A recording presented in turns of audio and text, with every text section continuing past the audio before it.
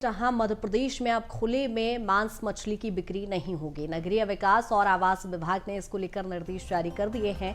Cabinet के फैसले के बाद ये निर्देश जारी किए गए हैं, जहां मांस बिक्री के लिए अब लाइसेंस अनिवार्य होगा और खासतौर पर 15 से 31 दिसंबर के बीच में नगरीय निकाय द्वारा विशेष अभियान भी इसको लेकर चलाया जाएगा। जहां आपको बता दें कि कैबिनेट में ये फैसला हुआ है, जिसके बाद निर्देश जारी कर दिए गए हैं। आपको बता दें कि पहली कैबिनेट की बैठक में ही नवनिर्वाचित मुख्यमंत्री डॉक्टर मोहन यादव द्वारा ये फैसले लिए गए, जिसके बाद कैबिनेट की बैठक के बाद इन अहम फैसलों को लेकर अब निर्देश भी जारी कर दिए गए हैं, जहां खुले में मांस मछली की बिक्री नहीं होगी और मध्य प्रदेश में इसको लेकर अब निर्देश भी जारी कर दिए गए हैं। नगरीय विकास और आवास विभाग ने इसको लेकर निर्देश जारी किए गए हैं और खासतौर पर 15 से 31 दिसंबर तक इसको लेकर विशेष अभियान भी नगरीय निकाय द्वारा चलाया जाएगा। मांस बिक्री के लिए लाइसेंस भी अनिवार्य होगा। कैबिनेट की बैठक में ये फैसला लिया गया है, जिसके बाद अब इसको लेकर निर्देश भी जारी कर दिए गए हैं।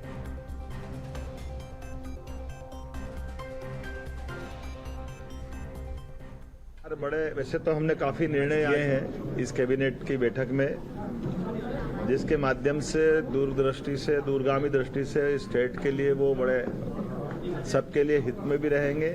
कुछ उल्लास के और अच्छे भी निर्णय हुए हैं, जैसे फूड सेफ्टी नियम लागू होने के बाद खुले में मांस या अंडे की दुकान चलाना, ये भारत सरकार ने भी इसमें दिशा निर्देश जारी किए हुए हैं। इस चीज को कड़ाई से लागू करने के लिए हमने कैबिनेट में इसके संबंध में तैयारी करने के लिए कहा है। तो आपको बता दें कि मुख्यमंत्री ने यह फैसला लिया है। कैबिनेट की पहली बैठक रखी गई थी, जिसमें कैबिनेट बैठक में यह अहम फैसला हुआ है, जहां मध्य प्रदेश में खुले में मांस बिक्री नहीं होगी और 15 से 31 दिसंबर के लिए विशेष अभियान भी चलाया जाएगा और इस बिक्री को लेकर लाइसेंस भी अनिवार्य होगा। जहां आपको बता दें कि मध्य प्रदेश में अब खुले में मांस मछली नहीं बिकेंगे।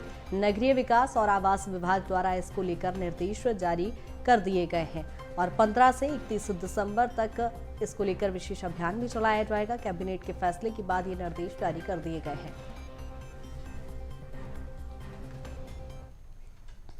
तो सीएम डॉक्टर मोहन यादव के सेक्शन पर जहां प्रोटेम स्पीकर गोपाल भार्गव का भी बयान सामने आया है, क्या कुछ कहना है गोपाल भार्गव का, सुनिए।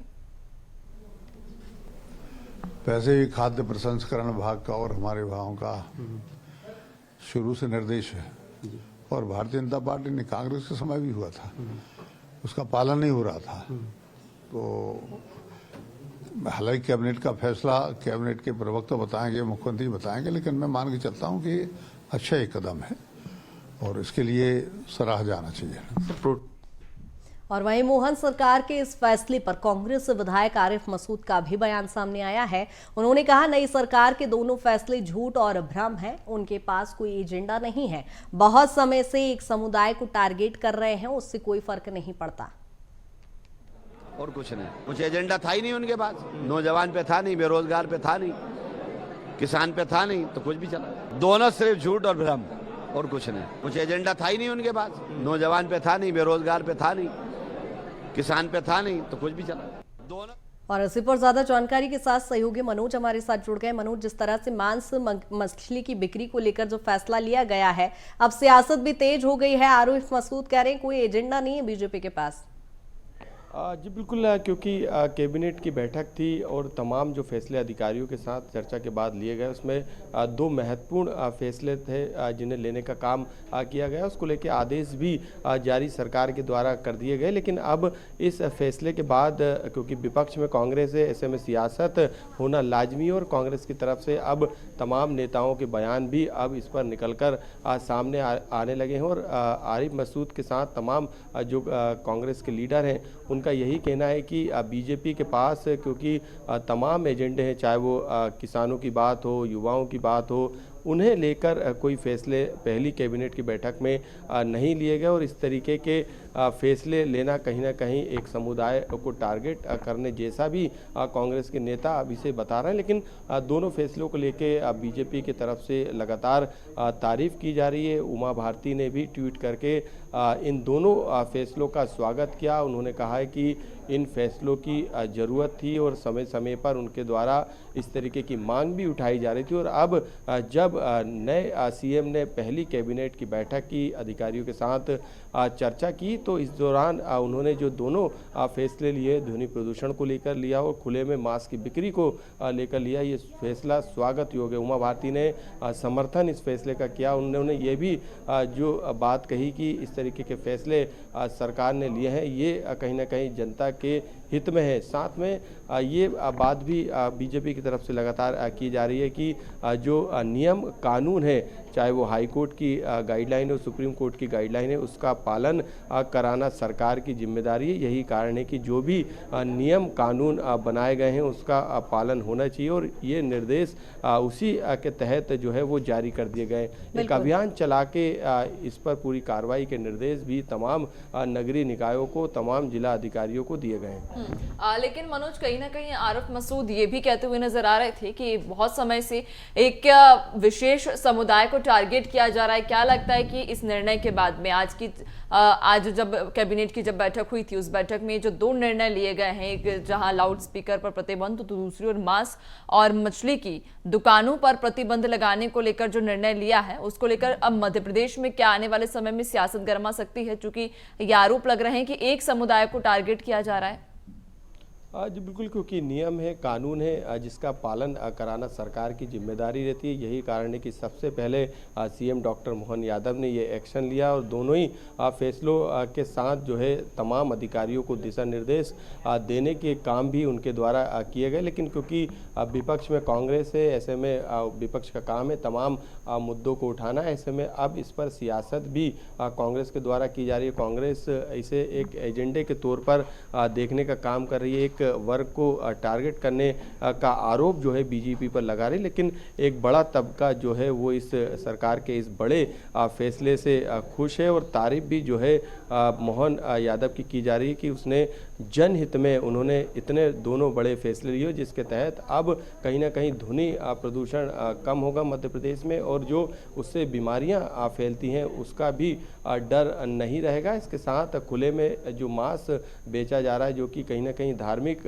भावनाओं को ठेस पहुंचाने का भी काम करता है। ऐसे में धार्मिक स्थलों के आसपास, खास तौर से किसी भी धर्म के धार्मिक स्थलों, उनके आसपास ऐसे खुले में मांस बेचने वाले विक्रेताओं पर कार्रवाई की जाएगी और जिस तरीके के लाइसेंस जिला प्रशासन और जिला नगर पालिका की तरफ से जारी किए जाते हैं उसका पालन कराने का भी काम जो है एक अभियान चलाकर किया जाएगा। बिल्कुल मनोज, लेकिन हम यदि ओवरऑल देखें तो मध्य प्रदेश में नए युग की शुरुआत हो रही है, लेकिन बात बीजेपी की जाए तो हमेशा से हिंदुत्व के एजेंडे पर बीजेपी चलती आई है। लेकिन कई कांग्रेस के विधायक ये भी कह रहे हैं कि संघ की राह पर चल रहे हैं। ऐसे में यदि आम जनता की बात की जाए, क्या माना जाए कि विशेष समुदाय में रोष उत्पन्न होगा इसको लेकर? जी बिल्कुल ऐसा नहीं है, क्योंकि बीजेपी साफ तौर से कह चुकी है कि ये योजनाएं बनती है उसका लाभ जमीनी स्तर पे हर वर्ग को, हर धर्म के लोगों को मिलता है। किसी एक धर्म के लिए बीजेपी जो है वो योजनाएं नहीं बनाती। यही कारण है कि लगातार जनहितैषी योजनाओं के तहत आम जनता को फ़ायदा भी बीजेपी की तमाम, चाहे केंद्र की सरकार की योजना हो या राज्य की सरकार की योजना हो, उनका फ़ायदा पहुंचाने का काम किया जा रहा है। लेकिन क्योंकि जब भी इस तरीके के मुद्दे या इस तरीके के बड़े फैसले सरकार के द्वारा लिए जाते हैं तो उस पर विपक्ष जरूर सवाल खड़े करता है। उसकी परिभाषा जो है वो अलग तरीके से पेश करता है, कई तरीके के गंभीर आरोप भी सरकार पे लगाता है। तो ये सियासत है, सियासत इस पे होती रहेगी। लेकिन सरकार की तरफ से बड़े फैसले लेने का काम शुरू हो गया है। 2 बड़े फैसले लिए गए। इसके अलावा आज भी बैठकों का दौर लगातार जारी है। बोरवेल की घटनाओं पर भी गंभीर नजर आए सीएम मोहन यादव और लगातार इस तरीके के जो जनहितैषी फैसले हैं उनके द्वारा लिए जा रहे संकल्प पत्र का रोड मैप बनाने के निर्देश भी उनके द्वारा दिए गए। तो अब ये कल से जो फैसलों का दौर शुरू हुआ है सरकार की तरफ से, वो आने वाले समय में और तेज होगा, क्योंकि संकल्प पत्र में कई बिंदु हैं जो कि जनता से जुड़े हैं, जनता के हित से जुड़े हैं। ऐसे में उन पर भी काम करना जो है सरकार ने शुरू कर दिया और यही कारण है कि आज मैराथन बैठक जो है सीएम डॉक्टर मोहन यादव के द्वारा ली जा रही है, अधिकारियों से चर्चा की जा रही है, तमाम विभागों के प्रमुख से 1-to-1 चर्चा की जा रही है, उनको दिशा निर्देश दिए जा रहे हैं। जिलों का हाल जानने के लिए कलेक्टर और कमिश्नर से बातचीत भी की गई है, उनसे भी रोड मैप लिया गया, उन्हें भी आवश्यक दिशा निर्देश मुख्यमंत्री के द्वारा दिए गए। तो अब जो एक्शन है वो लगातार मध्य प्रदेश में जारी रहेगा और जनता का इससे सीधे तौर पे फायदा होने वाला है। बिल्कुल मनोज, कहीं ना कहीं देखिए इस निर्णय के बाद से मध्य प्रदेश की जनता दो वर्गों में बटी हुई दिखाई देगी, एक जो समर्थन करेगी तो दूसरी जो विपक्ष में खड़ी रहेगी। अब ऐसे में क्या स्थिति आप देख पा रहे हैं? और अगर जनता की बात करें, चूंकि आप जमीन पर भी रहते हैं, जनता से रूबरू होते हैं रोजाना, तो क्या लगता है जनता में इस फैसले को लेकर कितना जनता की क्या प्रतिक्रिया सामने आ रही है? जी बिल्कुल, इसमें कोई दो राय नहीं है कि इस तरीके के फैसलों में जनता का समर्थन मिलेगा या फिर नहीं मिलेगा। समर्थन मिलेगा जरूर, क्योंकि पूरी तरीके से जो आदेश जारी किए गए, जो फैसले लिए गए, उसमें जो व्यापारी है, जो कारोबारी हैं या फिर जो इस व्यवसाय से छोटे या बड़े व्यापारी हैं या जो काम करने वाले हैं, उनको किसी तरीके का नुकसान नहीं होगा, क्योंकि नियम कानून सबके लिए बराबर है। ऐसे में सिर्फ खुले में मांस और बेचने पर प्रतिबंध है, ना कि इस पर पूरी तरीके से बिक्री पर ही रोक लगा दी गई हो।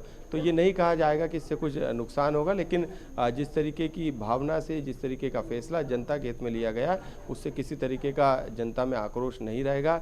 यही जो प्रतिबंध की बात लाउड स्पीकर को लेकर की जा रही थी, वो वैसे प्रतिबंध नहीं है। जो तय मानक बताए गए हैं, चाहे वो कमर्शियल क्षेत्र में हो या व्यावसायिक क्षेत्र में हो या फिर दूसरी जगहों पर, वहाँ पे तय मानक के तहत ही लाउड स्पीकर का इस्तेमाल करना होगा, यानी ध्वनि प्रदूषण नहीं करना हो, क्योंकि सुप्रीम कोर्ट, हाई कोर्ट की इस दिशा में गाइडलाइन प्रॉपर दी गई है, लेकिन उसका पालन शायद नहीं हो पा रहा। यही कारण है कि ध्वनि प्रदूषण का जो ग्राफ है वो मध्य प्रदेश में बढ़ रहा है और इसको गंभीरता से सरकार ने लिया और अब सरकार की तरफ से इस पर एक्शन भी लिया जा रहा है। और दोनों फैसले जनता से जुड़े हैं ताकि ध्वनि प्रदूषण भी रुक सके और इस तरीके से जो खुले में मांस बेचा जा रहा है, जिससे कहीं ना कहीं बीमारियां उससे होती हैं, तो इस पर भी रोक लगेगी, लेकिन किसी का इससे कोई नुकसान नहीं होगा। बिल्कुल, यानी कि देखने वाली बात होगी कि क्या कुछ आने वाले समय में स्थिति मध्य प्रदेश में बनेगी।